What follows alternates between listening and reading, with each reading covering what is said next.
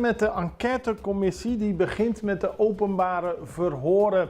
Dat is vanochtend om 9 uur begonnen. De enquêtecommissie HNO van het parlement van Curaçao praat met verschillende mensen in openbare verhoren over de kostenstijging bij de bouw van het nieuwe ziekenhuis.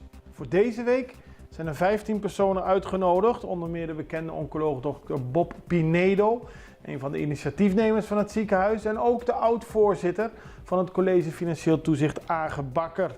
En er is begonnen met mevrouw Ninon Gerling. Zij is controleur, waarnemend secretaris van de Algemene Rekenkamer.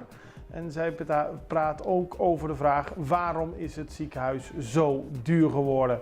Aan het eind van deze uitzending hebben we een inkijkje. Dan ziet u een deel van de verhoren van de enquêtecommissie. Dus zeg maar het begin van deze toch wel historische enquêtecommissie. Het is namelijk voor het eerst in de geschiedenis van Curaçao dat betrokkenen via een enquête worden gehoord.